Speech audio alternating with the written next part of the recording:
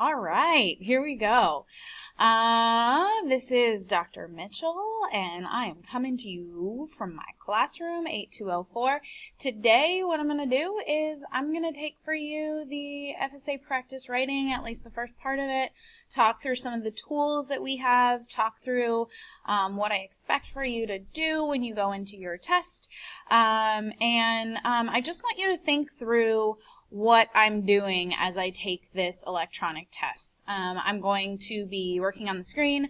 I'm also going to be working on this planning sheet, hence the webcam, and just generally talking through what I'm going to do as I approach the FSA writing. So when I first get into the FSA writing, the first thing that I want to do is I want to take a look at that prompt. So what I see is you've been asked to write an argumentative essay for your school's blog in which you support or oppose the use of an artist, music, in advertising. Use information from "Should musicians change their tune?" passage set in your essay. Manage your time carefully so that you can read the passages, plan your response, write your response, and revise and edit your response. Be sure to include a claim, address counterclaims, use evidence from multiple sources, and avoid overly relying on one source. Your response should be in the form of a multi-paragraph essay. Write your response in the space provided. So as we've already talked about in the past, I want to make sure that I've focused myself in this prompt and I'm paying attention exactly to what it's asking me to do. So I see that it's an argumentative essay. It's for my school's blog in which I support or oppose the use of an artist's music in advertising. Now for my purposes, if I were taking this essay test, I would go ahead and I would right away, before I've even read the passages, write down those two different things that I'm looking for. So I am looking for support or opposition to the use of artists' music, using an artist's music in advertising. So artists' music in advertising. So just to focus myself, I know that that's my topic. In general, even if I were doing an explanatory essay, typically I would go ahead and put that topic right at the top of my planning sheet so I know what I'm focusing on. Also, that allows me, when I'm reading, to make sure that I'm highlighting for that particular topic.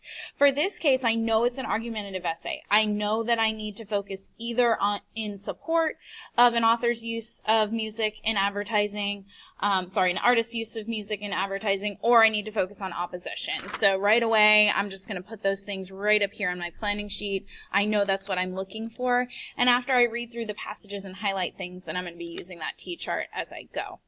So let's see. Should musicians change their tune? Source one, as I've mentioned to you in the past, we want to make sure that we're either using the source numbers or the author's last name when we cite sources. So this has numbers, and I'm just going to go with that. So source one, The Changing Landscape of the Music Business by Jacob Carter. Never heard of him. The music industry is in the midst of a large upheaval. In decades past, artists made money through physical sales of records, CDs, and cassettes. However, those forms of media are quickly fading away. And while downloading songs from services such as Amazon or iTunes has become the most common way for people to purchase music in recent years, the whole idea of buying music to own may be falling by the wayside. To take its place are internet services that stream music directly to listeners on their smartphones, tablets, or computers. These apps are typically available either as ad-supported free versions or ad-free monthly subscription services. And while this is great for fans who now have access to millions of songs at the flick of a touchscreen, it has shattered the traditional model of how an artist manages his or her career. Well, none of that was about music and advertising yet, so I haven't highlighted anything. With music lovers increasingly moving away from making one-time purchases towards an all-you-can-listen service, what is a hard-working artist to do? The main problem facing many musicians is that payments per stream of a song are much lower than what an artist would receive from a download.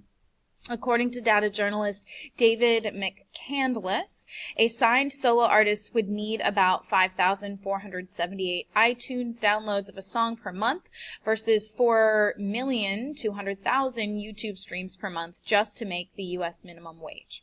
Some big-name artists have called attention to this issue. In November of 2014, award-winning musician Taylor Swift pulled her entire music catalog from Spotify, a popular streaming app, claiming that their business model suggests that music does not hold much worth. Others have embraced the idea of streaming music, claiming that it offers smaller artists a chance for their music to get heard by a wider audience. Zoe Keating, a cellist who describes herself as established but non-mainstream, suggests that these services should be viewed as a way for musicians to get their music out there and not as an income source. Brian Message, manager of the band Radiohead, has come out in support of streaming services. He sees them as a way for musicians and fans to interact. Let's think about that. These services should be viewed as a way for musicians to get their music out there and not as an income source. Now, it's not specifically about advertising, but getting music out there is probably something I want to be looking for. That's definitely a reason to use it. Regardless of what artists may think about this shift in the music industry, there's no arguing that they need to adapt in order to make money. While touring and selling merchandise have always been tried and true revenue streams, one major shift in recent years has been the growth in partnership between artists and businesses. Corporate sponsorship can be a risky option for musicians. A band can make hundreds of thousands of dollars by agreeing to promote a product or license its music.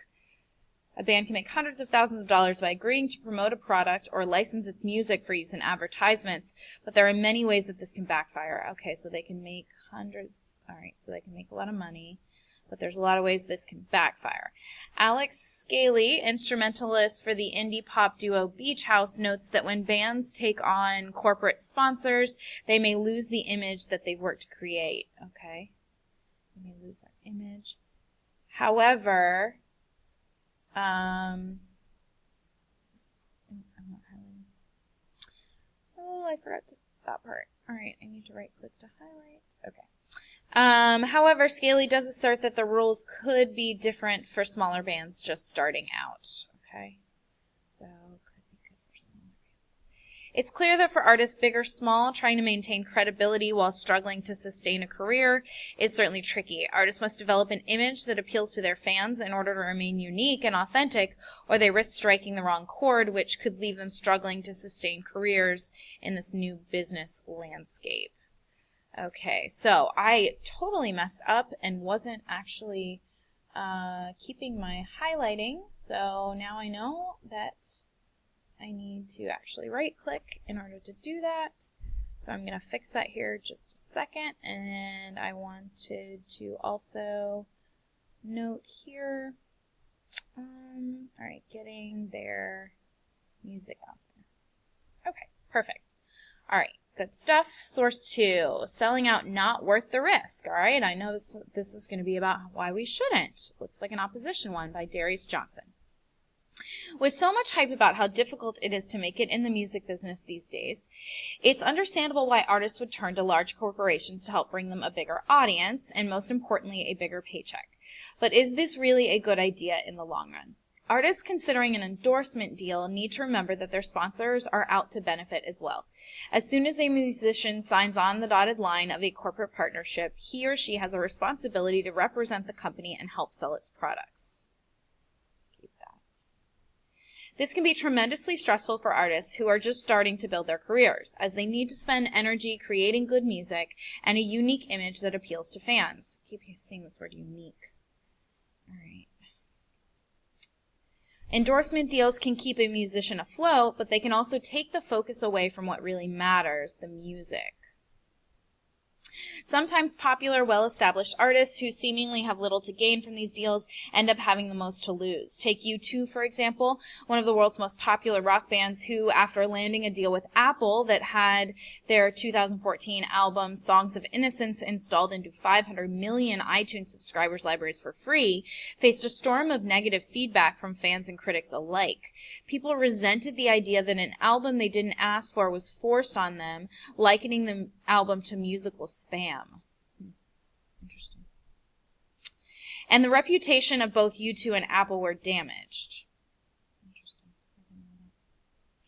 Overexposure is a huge risk for popular bands who license out their music as well. People often tire of hearing the same music every time they turn on the radio. Right, so overexposure. Watch television or go to the movies. When the electronic artist Moby released his critically acclaimed album Play in 1999, he licensed out each one of the album's 18 tracks. Fans simply lost interest because they heard his music everywhere they went, and the artist himself has suffered the stigma of going a bit too far in licensing his songs. Many songs were written with specific intentions and meanings. They express an artist's values and beliefs about the world. In many situations, a record label owns the rights to an artist's music, and if they license a song to a company or other party, the artist has no control over how the song can be used. Okay. Neil Young, an artist known for his politically charged lyrics, expressed disappointment when his music was used by a U.S. presidential candidate without his permission, saying that he would not have allowed the candidate to use the song had he been asked. If a band has already created an image of itself as being somewhat rebellious and part of the counterculture, selling its music to a corporation can leave fans feeling betrayed.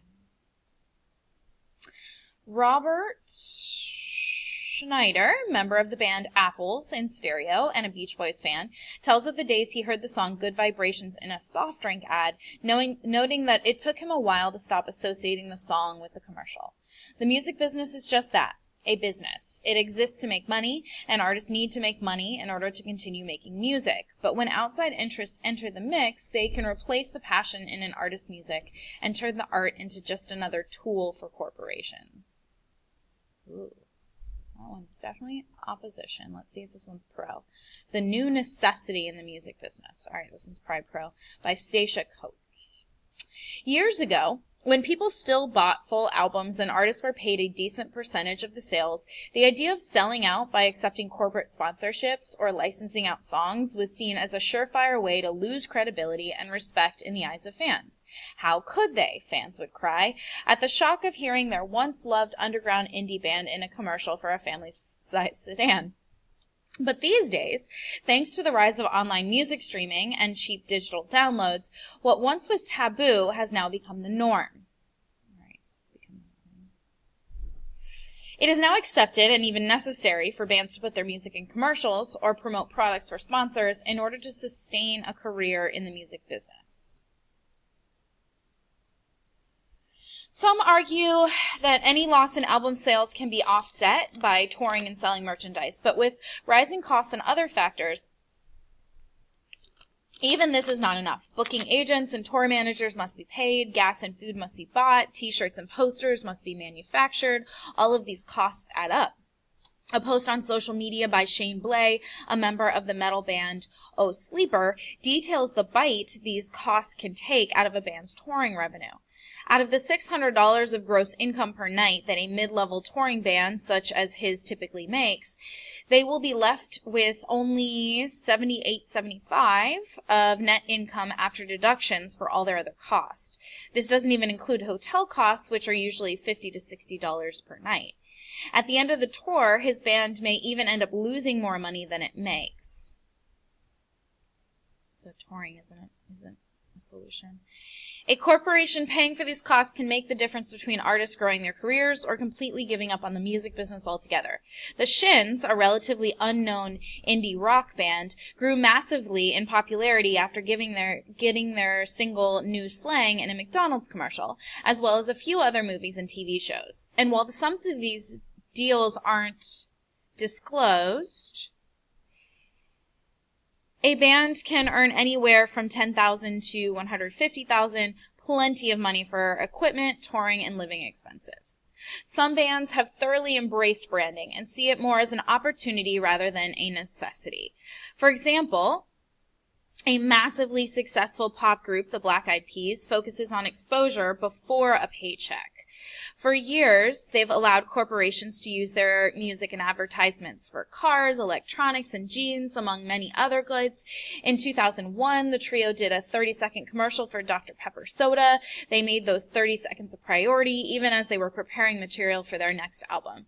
Then, in 2003, when Apple unveiled its iTunes store, the Black Eyed Peas song Hey Mama was the first of the now famous ad campaigns for the store. For the Peas, this business model has more than paid off. Now a household name, the group discovered that the more invested they became in marketing and branding, the more successful they became with fans.